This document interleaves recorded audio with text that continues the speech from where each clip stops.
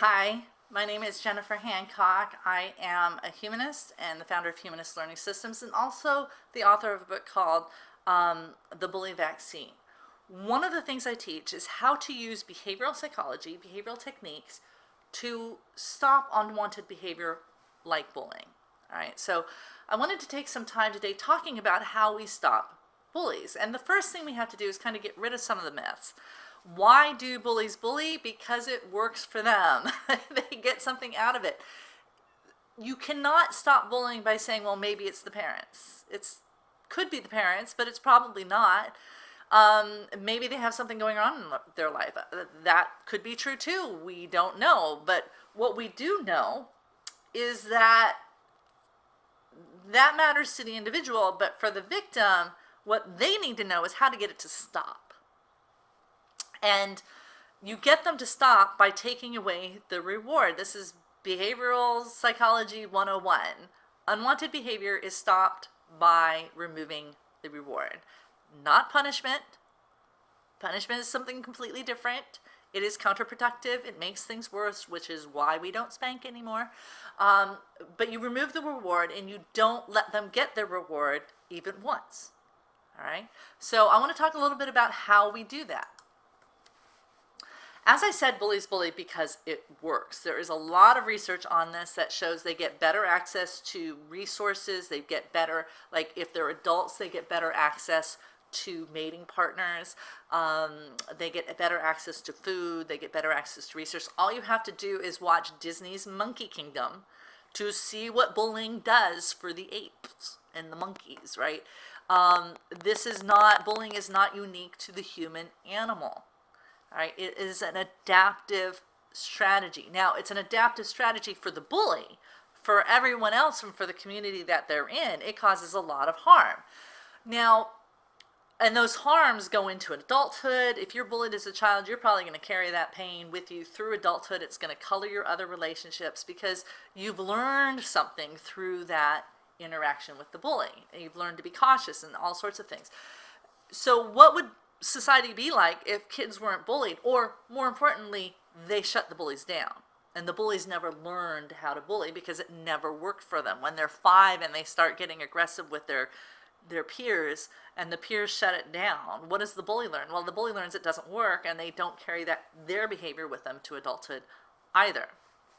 Now, the way to get them to stop, and we have 7 decades of research on how to stop unwanted behavior.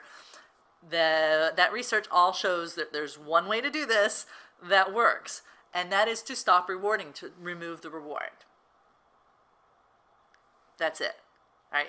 Bullies do it because they're rewarded. To get them to stop, you have to remove the reward. And that gets a little bit tricky because each bully is rewarded slightly differently.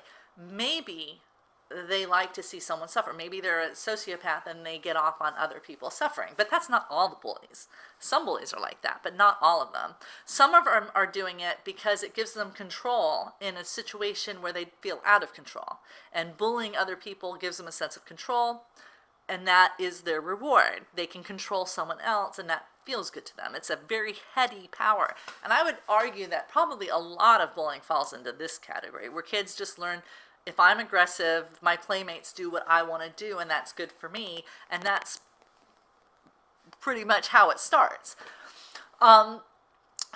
It's possible that there's maybe they're insecure and they're trying to hide something, right? We know that a lot of gay bashing is done because the person themselves is either gay or attracted in some way. And they're trying to hide that by hiding their own interest, by pointing out it on someone else, putting the spotlight on someone else. There's all sorts of reasons why people bully. The way you stop it, though, is to remove the reward, and the way you do that is by standing up to them. And the problem is we tell kids, hey, stand up to the bully, as if they know what that means, right? How many times have you said stand, and you're like, yeah, but how exactly do I do that? Well, you need something to say. You need to practice saying it. You need to learn how to make eye contact. Sometimes it involves standings, but more often it's just body language. I'm not going to be dominated by you. You don't scare me, right? And I'm not going to do what you ask me to do when you ask in this way or demand in this way, right? So having something to say, my son's dealing with someone right now at school. I teach this stuff. It still happens, right? Right now he's telling this kid, no, just stop. And he's making eye contact, and if the kid doesn't stop, he reports them, right? And it takes away the reward. The kid is not dominating my kid. My kid's standing up and saying, stop. That's all it requires. And then he's reporting, which means he's not afraid to report either. That's enough to get this behavior to stop. And it's not going to escalate to something else because he's going to get it to stop because I teach him how to do this, right? Every time it comes up, we have to come up with a new strategy, but it still works. Generally speaking, these are dominance. The bullies are engaging in what's known as a dominance display. They're doing this to show dominance in some way. And if you can remove their dominance display by doing your own dominance display or not being cowed by their dominance display, that is enough to remove the reward.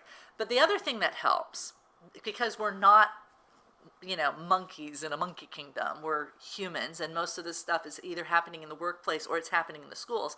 If you're in the school, the best way to stop a dominance display is to get someone else who's more dominant to stop it. And so that's where reporting comes in, right? Because the kid is just a kid, but the teacher is the dominant presence in the classroom. And they have ways of getting the bully kid to stop if they need to. They have all sorts of tools at their disposal that a kid doesn't have. So you need to stop rewarding them, but you also put pressure on them by getting someone more dominant than them to stop them. The same thing is true in the workplace. You can do this in the workplace. You can either get their manager or your manager or the manager above them. The only time you don't have someone more dominant is if they are the top boss, in which case there's no one more dominant than them and you have a problem. All right.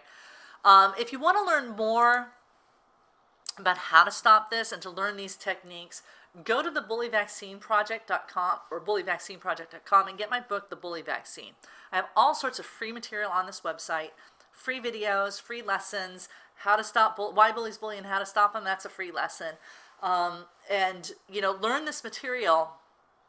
My guess is you probably haven't been taught it before. Learn it, use it, share it with others, and pass it on, because even though bullying kind of infects all of our society, that doesn't mean we should tolerate it. And the more people that know how to shut bullies down, the fewer bullies there will be. And that's a world worth working towards. So I hope you'll help me with that by getting my book and sharing it with others and going to the website and sharing that too. Thanks.